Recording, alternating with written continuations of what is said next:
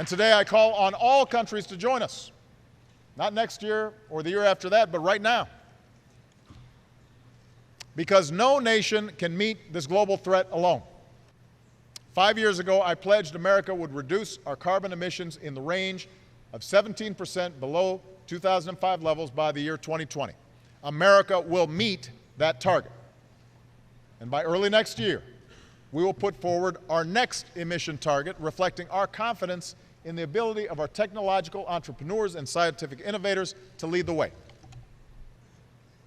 So today I call on all major economies to do the same. For I believe, in the words of Dr. King, that there is such a thing as being too late.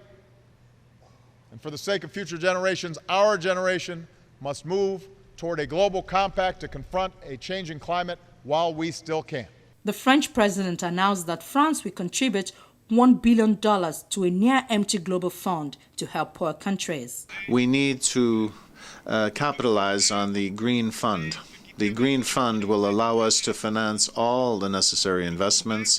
The Green Fund is what will offer to developing countries the capability, the ability to combat climate change. And that's why France, which has taken on the responsibility to host the climate conference in Paris, will lead the way to fund the Green Fund with $1 billion in the next few years to that fund. And we would ask all countries to make the same effort in the next few months,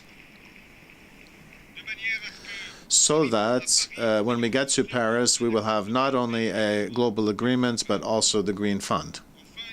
And finally, there will be decisions to be taken with respect to carbon, because we need to come up with new financial mechanisms, tax mechanisms, so that the price, or what's at stake, is to decarbonize our economies. And finally, I pay tribute to you, Mr. President. The mission of the UN is to ensure our collective security. Combating climate change is, in fact, what will allow us to be safe in security for our generation and for future generations.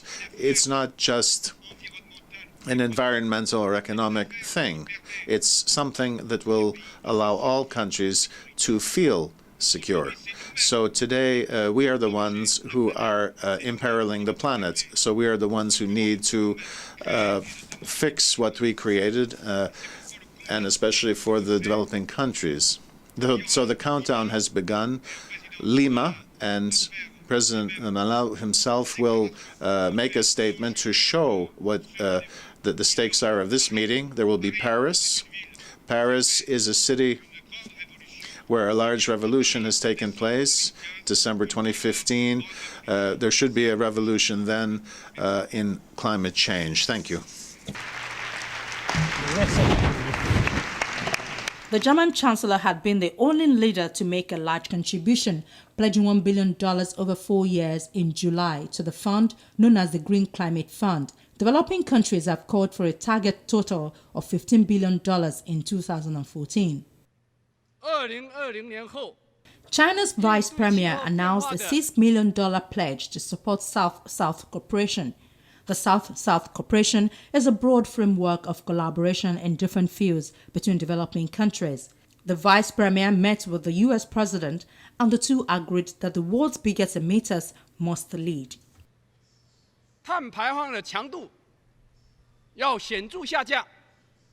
We will announce post-2020 actions on climate change as soon as we can to markedly reduce carbon intensity, increase the share of non-fossil fuels, and raise the forest stock. And we will also try to bring about the peaking of total CO2 emissions as early as possible. World carbon dioxide emissions are expected to hit a record high this year. A report by Global Carbon Project says the increase is driven by China's growth and international commitments being off track from the deep cuts needed to limit climate change. As we work together on the road to Lima and Paris, in December 2014 and 2015, let us look back on today as the day we decided, as a human family, to put our house in order, to make it livable for future generations. Today's summit has shown that we can rise to the climate challenge. I thank you for your leadership and commitment. Thank you very much.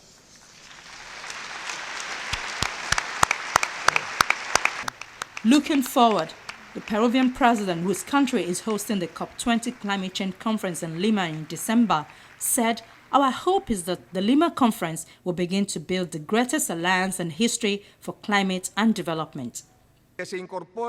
Trees soak up carbon dioxide from the air as they grow and release it when they die.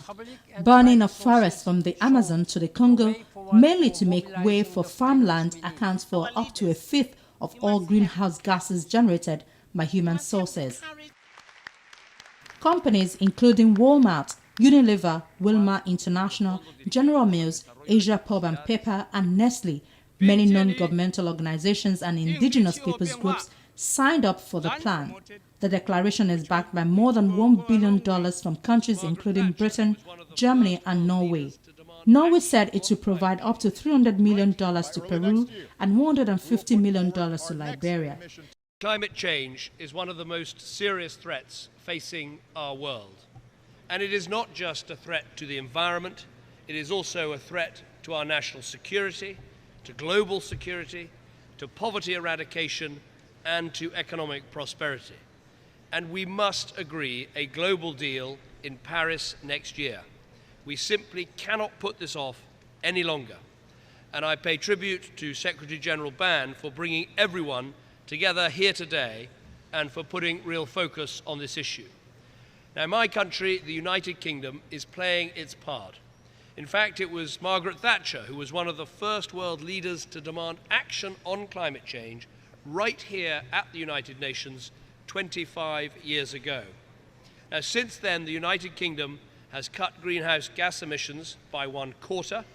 We have created the world's first Climate Change Act. And as Prime Minister, I pledge that the government I lead would be the greenest government ever. And I believe we've kept that promise. We've more than doubled our capacity in renewable electricity in the last 4 years alone. We now have enough solar power to power almost 1 million UK homes. We have the world's leading financial centre in carbon trading. And we have established the world's first green investment bank. We've invested £1 billion, $1.5 billion in carbon capture and storage, and we've said no to any new coal without carbon capture and storage. We're investing in all forms of lower carbon energy, including shale gas and nuclear, with the first new nuclear plant coming on stream for a generation.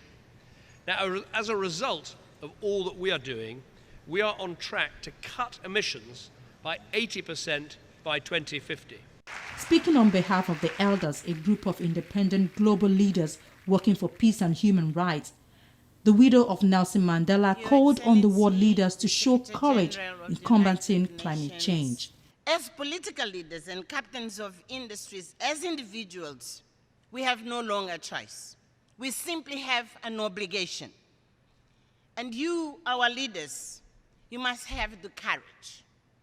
You must have the courage to make decisions that will make you unpopular for some thousands of your citizens, but will protect us, the billions of people, and will protect the future of our planet and the future of our grandchildren. Among initiatives to curb the use of fossil fuel, one project will raise the share of renewable energy used in power generation in 19 countries in Eastern and Southern Africa to 40% by 2030 from 10%. Companies including McDonald's and Kellogg's committed to climate-smart agriculture to protect farmers from global warming and to improve crop yields to feed the world's rising population.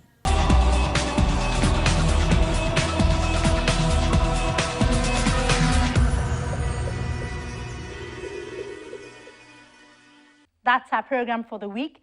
Thank you for staying tuned. God willing, we'll be back with you again next week. From all of us here, it's bye for now.